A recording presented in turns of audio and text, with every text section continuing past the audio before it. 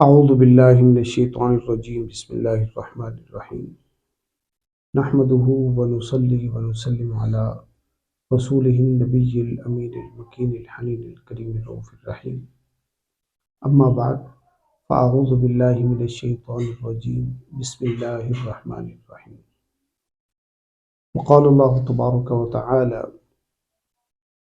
قیل ادخل الجنہ قال یا لیت قومی یعلمون بما غفر لی ربی وجعلنی من المکرمین وما انزلنا علی قومہ من بعدہ من جند من السماء وما کننا منزلین صدق اللہ العظیم۔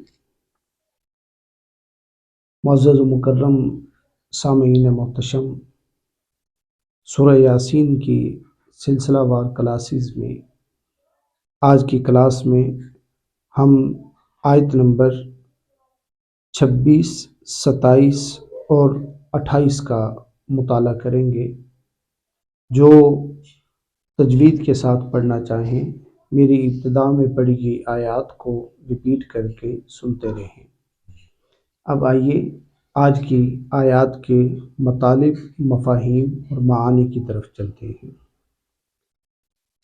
قیل ادخل الجنہ، یہ یہاں آگے کا واقعہ منقول ہو گیا۔ حضرت حبیب نجار کا تذکرہ چل رہا ہے۔ حضرت حبیب نجار نے پچھلی آیات کے اندر ہم نے مطالعہ کیا تھا، پڑھا تھا، سیکھا تھا کہ حضرت حبیب نجار یہ قوم کے سامنے کھڑے ہوئے اور اپنے ایمان کا اعلان کیا، اور اعلان کر کے کہا کہ اے میری قوم کے افراد، سن لو کہ میں رب ذوالجلال کی ذات بابرکات پر ایمان لا چکا ہوں۔ اب درمیان میں سے یہ بات قرآن پاک نے نقل نہیں کی کہ ان ظالموں نے پہلے تینوں افراد کو بھی شہید کر دیا اور حضرت حبیب نجار کو بھی شہید کر دیا۔ اب یہ حضرت حبیب نجار کی روح جب قفص عنصری سے پرواز کر کے رب ذوالجلال کی لاہوتی کیفیات کے اندر پہنچی، عالم ارواح کے اندر پہنچی، تو وہاں اللہ رب العزت کی طرف سے انعام کے طور پہ ان کو کہا گیا۔ اب یہ مکالمہ اللہ اور حضرت حبیب نجار کی روح کے درمیان ہے۔ فرمایا قیل ادخل الجنہ، اے حبیب نجار کی روح جنت کے اندر داخل ہو جاؤ۔ قیلا، ان کو کہا گیا، ادخل الجنہ، جنت میں داخل ہو جاؤ۔ اب وہاں حضرت حبیب نجار نے دیکھا کہ ان کی روح کا استقبال کیا جا رہا ہے، جنت کے پرکیف نظارے ہیں، باغات ہیں، نہریں ہیں، وہاں عالی شان گھر ان کو ملے۔ انہوں نے جب یہ سارے کے سارے منظر دیکھے، انہوں نے کہا کہ قال یا لیت قومی یعلمون، ہائے کاش میری قوم کو یہ معلوم ہو جاتا کہ اللہ رب العزت نے میرے ساتھ کیا معاملہ کیا۔ کیا کیا کہا کہ بما غفر لی ربی، سب سے بڑا کمال یہ کہ اللہ نے میرے سارے کے سارے گناہوں کو معاف کر دیا ہے۔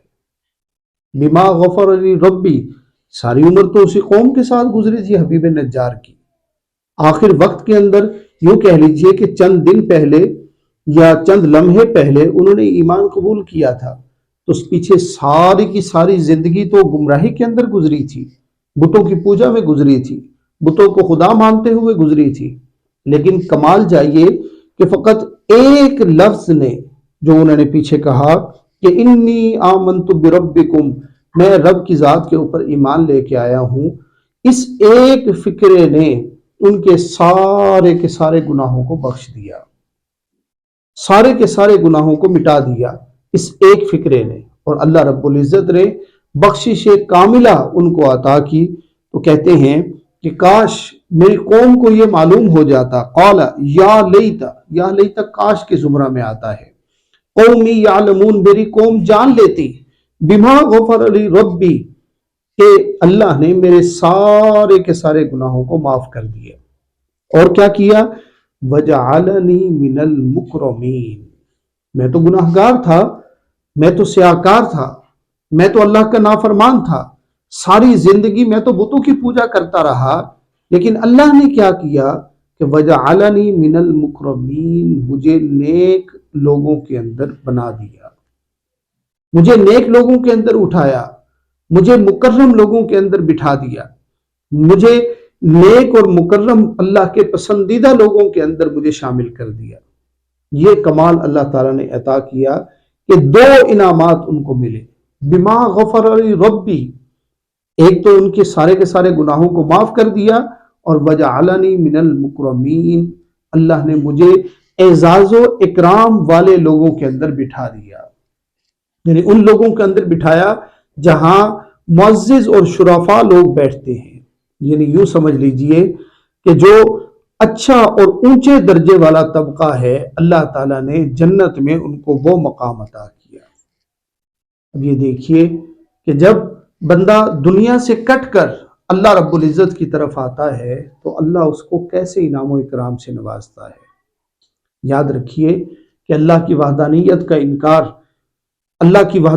کا انکار انسان کو صراحتاً کفر میں لے کے جاتا ہے، لیکن حقیقت میں جب دل سے اقرار کر لیا جائے اللہ رب العزت کی وحدانیت کا تو اللہ تعالیٰ اپنی رحمت کے دروازے کھول دیتا ہے۔ یہاں پر بھی یہ فرمایا کہ ایک مرتبہ اگر کسی نے کہہ دیا لا الہ الا اللہ محمد الرسول اللہ تو دل کے اندر، دل کے اوپر پڑی ہوئی ساری کی ساری میل اتر جاتی ہے۔ آقا کریم علیہ الصلوۃ والتسلیم نے فرمایا تھا کہ لوگوں، ہر چیز کے اوپر زنگ لگتا ہے، اس طرح دنیا میں استعمال ہو کے دل کے اوپر بھی زنگ لگ جاتا ہے۔ جس طرح ہر چیز کا ریگ مار ہوتا ہے، ہر زنگ کا ریگ مار ہوتا ہے، اسی طرح دل کے زنگ کا بھی ایک ریگ مار ہے، اور اس کو لا الہ الا اللہ کہتے ہیں۔ جس کے دل پہ زنگ لگ جائے، عبادات کا لطف ختم ہو جائے، اللہ کی یاد سے دل اچاٹ ہو جائے، تو سمپل سمجھ لیجئے کہ دل کے اوپر زنگ لگ چکا ہے، اس کو اتارنا ہے، اور اس کے اتارنے کا ریگ مار کیا ہے؟ وہ ہے لا الہ الا اللہ، لا الہ الا اللہ۔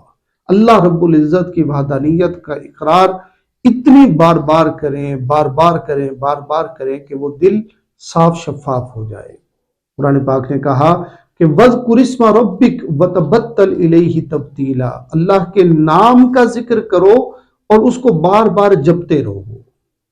پھر قرآن پاک نے فرمایا کہ وَمَا أَنزَلْنَا عَلَىٰ قَوْمِهِ مِن بَعْدِهِ مِن جُندٍ مِّنَ السَّمَاءِ وَمَا كُنَّا مُنزِلِينَ، فرمایا کہ اس کے بعد ہم نے کسی کو ان کی طرف نہیں بھیجا، نہ آسمان سے فرشتوں کو بھیجنے کی ضرورت پیش آئی، اور نہ ہی ہمیں کسی اور بندے کو بھیجنے کی ضرورت پیش آئی۔ ہم نے صراحتاً ان کی طرف اپنے نیک اور مقرب بندوں کو بھیج دیا، انہوں نے انکار کر دیا، تو اللہ کہتا ہے کہ بس ہم نے اب ہدایت کا چیپٹر اس قوم کے لیے بند کر دیا۔ اللہ رب العزت ہمیں اپنے نیکوکاروں میں شامل کیے رکھے اور اپنے پسندیدہ لوگوں میں شامل کر کے رکھے۔ آمین بجاہ النبی الکریم۔ والسلام علیکم ورحمۃ اللہ وبرکاتہ۔